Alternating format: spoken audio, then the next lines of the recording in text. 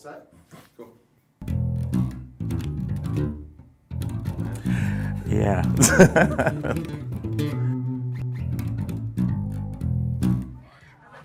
I'm Ryan from Hartke. I'm here with Neil Fairclough of Queen with Adam Lambert. How's it going, Neil? Very well, thank you. Yeah, great to be here. Yeah, great to have you. It's fantastic. It's a lovely coffee as well. So, before we get into everything you've done with Queen and stuff like that, how did you get started on bass? My brother and my sisters all played. My brother was a guitarist, is a guitarist, and my sisters sang and played piano and things. And they kind of got into it a little bit earlier than I did. I was the youngest, and eventually I saw them playing together in a sort of band. There was a drummer with them and a bass player, and I sort of thought, well, that's what they do, and I guess that's their path. You know, I mean, it hadn't sort of caught me yet. Until, funnily enough, I absolutely. This is why this whole gig is very weird. Just to bookend it, is I got into Queen big time, and they were sort of like the most important band to me, like for about 18 months, and it was just that I was kind of really. What's the word? You know, when you sort of narrow look. There was no other band. It was all about those guys, and so I knew everything about them, and I was sort of obsessed with it. Well, you know, this is when I was about 10, 11, 12. My sister had Live Killers and Day at the Races, I remember, and I used to borrow them and listen to them. And from then on, I just got all the albums, all the vinyl, and checked it out. And I still wasn't playing yet, but music suddenly became hugely important to me.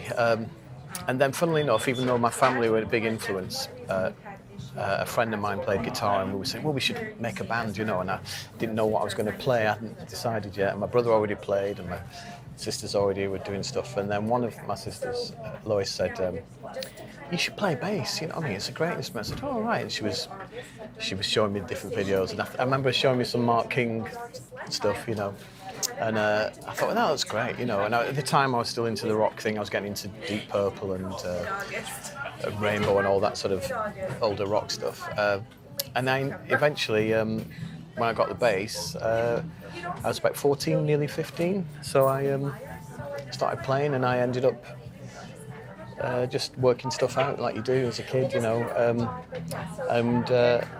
Then I got into like the Police and Level 42, and that was it. I just sort of really embraced it, you know, and that was it really. So to answer your question in a short way, I was about 14, 15, and then I joined my brother's band. He was doing his own stuff, you know, so it was all very exciting. And then I kind of got more serious about it. I went to a couple of little colleges, you know, and that was it really. So I met other like-minded players and got into great musicians and playing with those guys, but the whole thing with Queen was it never sort of left me, you know what I mean? That sort of I think when you're a certain age, those bands stick with you, don't they? You know, right. It goes with so bookended now playing with these guys. It's still fun. I still pinch myself, you know, every time I'm playing, you know. So I guess that's it really. Yeah. Very cool.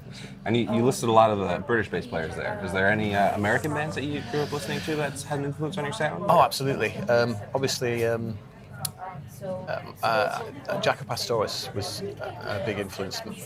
My sister had Joni Mitchell album, not Hajira, Mingus, and so hearing on that was like, this guy's outstanding. And of course I got into Weather Report and stuff, and then people like Marcus Miller, Rocco Prestia from Tower of Power, and then I started really digging people like Willie Weeks and Chuck Rainey.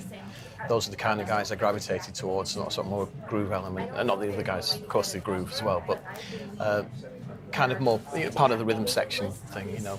And the Donny Hathaway Live was a big influence, and most bass players do check it out.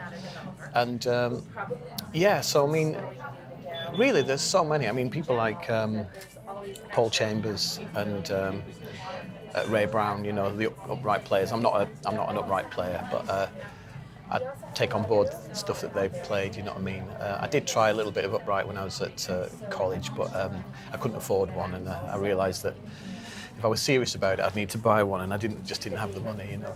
So Yeah, but actually most bass players that I've seen, I just take something from. I think they're all great, you know, from whether it's Steve Harris or whether it's Adrian Furrow, you know what I mean? These guys are all amazing players.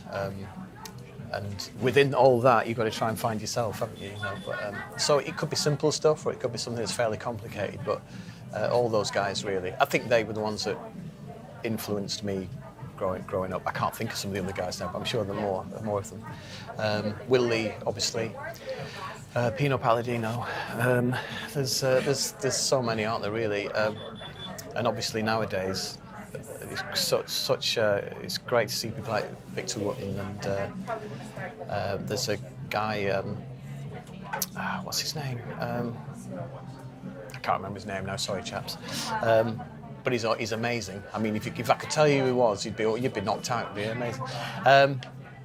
But really, there's so many amazing players. You know what I mean? I'm sure you know. He's sort of like there's a plethora, isn't it? Embarrassment of riches of great players to choose from. But also. I'm a big fan of sort of singers, and I always find this is a bit of a dichotomy of I like being in a band, but I sort of like the muso session side of stuff as well, and it's trying to get the best of both worlds, you know. So having come in on this gig from doing a lot of different bands and a lot of different musical genres, it's great to have that, but be part of something that as a legacy was a band, you know what I mean? So you have to sort of bring that. And in a way, we sort of have become a unit over the last 5 or 6 years. You know, it's been a steady lineup. Yeah, it's great. So there you go. Before Queen, what were some of the projects, both live and in the studio, that you were involved in? Well, I grew up in Bolton. I live sort of Manchester now, but Bolton and Manchester are very close. And when I was about in the 90s, I was getting serious about the music. I did think about moving to London, but I'd sort of started up my own band, and we called Pocket Central, and we did initially like Tower of Power covers and Stevie Wonder and Earth, Wind and Fire, and then it sort of morphed into I started writing original stuff, and I was arranging for horns as well, which I found great, you know, a real learning curve, and some Steely Dan stuff as well we used to do. And I'd gone from just doing some sort of jazz standard stuff around Manchester to more groovy element stuff as well. And it was basically around there. So it wasn't that I was doing like big session dates, you know, it was really just playing with a lot of great musicians, but around the actual area. And from that, I started working with a lot of guys. One of the guys I worked with, Elio Pace, who I still work with, we ended up playing as part of the house band for a guy called Terry Wogan, who's Sir Terry Wogan, who's passed away now. A bit of a legend in the British Isles. He was a DJ probably for about 40 years. And he did TV as well, but he'd retired, and then he had a sort of swan song radio program called Weekend Wogan. I was part of Elio's band, and we had visiting artists come in, so we'd have a rehearsal day, and then we'd have the actual Performance day? Broadcast day. So, and which is how I met Brian, which would go on a bit later on. But up until that point, I'd been doing sort of salsa stuff and I did a really interesting band where we did African grooves, but it was like English folk songs. You know what I mean? Wow. It was original stuff as well that they did. So I learned a lot from that because. Kwame Yeboah, his name was, a fantastic musician, played everything, and his bass lines were, you know, his Ghanaian, and they were fantastic to do. So I actually had to transcribe them to get a good idea of it, because it was the only way I could really get down the vibe that he was doing. So somewhere I've got transcriptions of the parts that he'd done, because I came in a bit later on after he'd done some of the studio dates. So I guess what I'm trying to say is, I did quite an eclectic. A bit of everything. A bit of everything, yeah. Because I always think that it doesn't matter what you end up playing. I think it's good to dip into all these things because I think it's just good for your playing, you know what I mean? And you never know what's going to come up, you know. And case in point, when we did this Weekend Wogan show at the house band, we'd have charts and we'd have artists come in. And so we'd have the rehearsal, and it could be anything from sort of like, you know, easy listening to sort of like a salsa sort of arrangement. And it was usually singer-songwriters and things. But of course, one fateful day, Brian May arrived with Kerry Ellis, who was working with, and that's how I met them. And I worked with them for about a year before he asked me to do this other gig, which I didn't realise was for Queen and Adam Lambert. So it was one of those, you know. What was going through your mind as you realised what was happening on that one? Well, I thought initially, I was just asked, it's like an email, you know, from their offices, you know, availability, and it was this day. I said, yeah, I'm available. I was away in Europe somewhere, but I'll be back in time for it. I said, yeah, that's great. So I spoke to, I think it was Roger's tech, Nigel, and I said, is it Brian? You know, is this? And he went, no, mate, no, it's Queen. And I was like, you're joking, you know. So, because everything up to that point, everything that had happened was just a pinch me moment, you know, I've died and gone to heaven, you know. So when this happened, it was just another, oh my word, you know. And of course Roger was there, and I met Adam as well, and it was just amazing. And we did a little 8-minute medley. It was in Belfast, and yeah, amazing. They got us Global Icon Award. So I thought after that, right, now I really can, you know, slip off this mortal coil or whatever the saying is. Happy. And then the year after that, we did a few more gigs. Until it sort of culminated in 2014 and 15. We did a big world tour, and we did some stuff in last year as well. And then again, around the world again. I mean, I can't believe it really. Last time we did that, I thought that would be it, you know. And they keep going, you know. Yeah. So yeah, no, it's brilliant. And we're on we're 26-day tour of North America, and we've got 6 dates left, I think. We play Brooklyn tomorrow night, so if you've not got any tickets yet, I don't know if there's any left. But yeah, you should come down. It's amazing. The production on this leg of the tour is amazing. It's, you know, I can't give anything away, but it's amazing. You know, the opening and everything they've got going on. So, and it's such a pleasure to play with these guys. You know, they're great. Yeah, easygoing guys, you know. What are some of the differences playing on this current tour versus the last time you toured around in 2014? It's not too different for me because obviously I'm playing through Hartke gear and I'm singing, you know.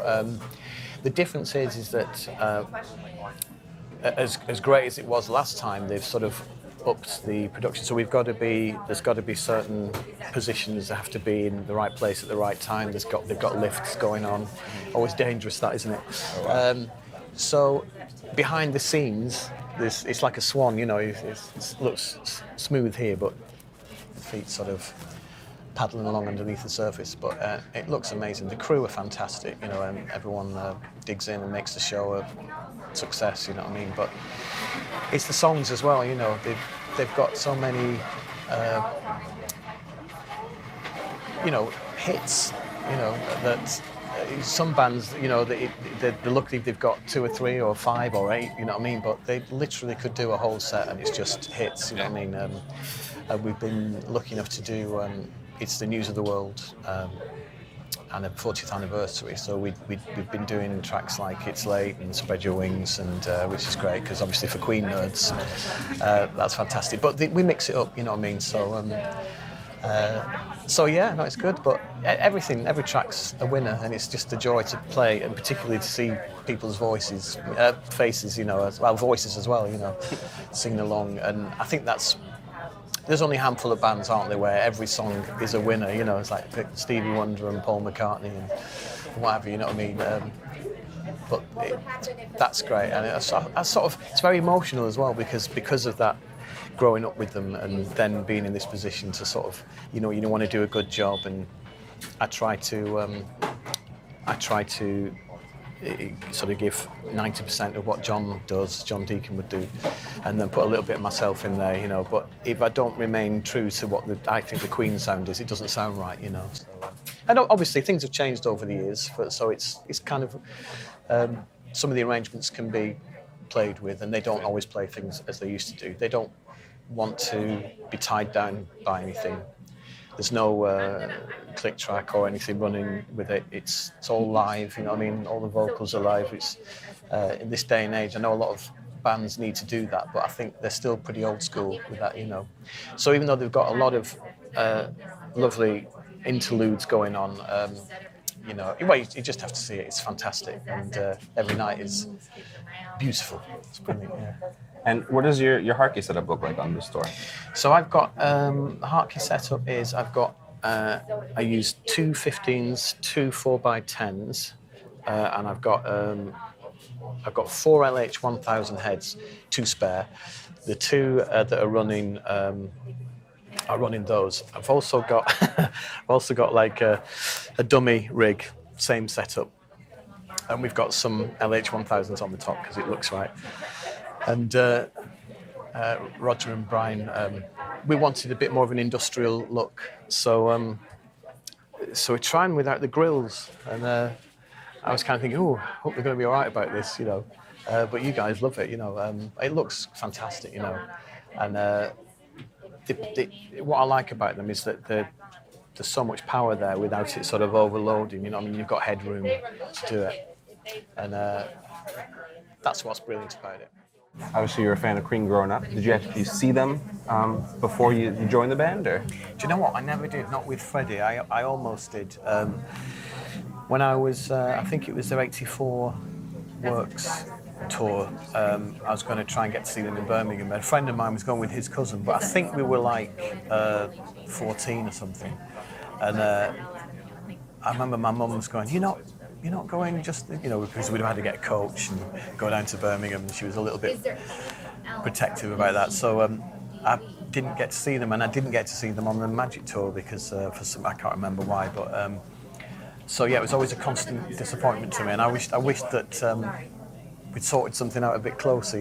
But you're sort of at that age, you've got pre-internet. There's just no information, or at least unless you ring up and you wave stuff. So. I didn't get to see him, which is one of my regrets to this day, really. I did see them with Paul Rodgers, which was great. I loved that. And we had a brilliant time in the last tour. We went to the UK and we were in Manchester, my hometown. And I remember saying to Brian, last time I was in this room with you, I was sat up there. And here I was on stage talking to him. It's mind-blowing, really. I didn't get to see him. I wish I had, but I sort of feel that, I'd got all the videos and all the nerdy stuff that people get when you're into bands. But yeah, I'd love to have seen him myself. Everyone said it was like one of the best top concerts they've ever been to, and he was such a showman, wasn't he? But more importantly to me, it was, his songwriting, his harmonic sensibilities, it was interesting stuff, and he's obviously the vocal stuff and the stacked harmonies and things like that. It never gets old. It still stands up today, actually, but yeah. I don't think you can go anywhere when a Queen song starts and you don't hear someone singing along to it.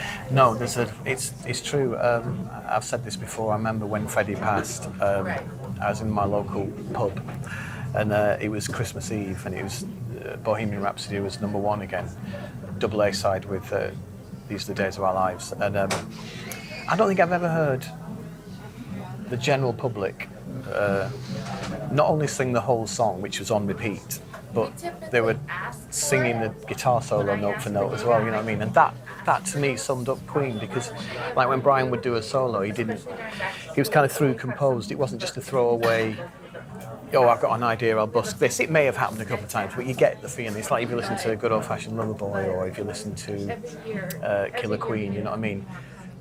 Those solos they're meant to last, It's part of the composition, I think. That's the beauty of it, I think, because they know, it's almost as if they knew that, 40-odd years later, people will still be appreciating it, you know. And there's nothing wrong with a throwaway guitar solo if the vibe's great, you know what I mean? But I think that that's what they were about, you know what I mean? Making sure that they were perfectionists, you know what I mean? As everyone knows the stories of studio legendary sessions that they did. But yeah, and I think the songs stand up, don't they, because of that, you know, so yeah. Absolutely. Is there a favorite song you have to play live? Well, I guess there are obvious ones. I mean, Under Pressure's great, Another One Bites the Dust are great for the obviously bass lines, but we used to do Play the Game and Save Me, which I love doing. In this set, Hammer to Fall's great fun. What else is there? I can't think offhand.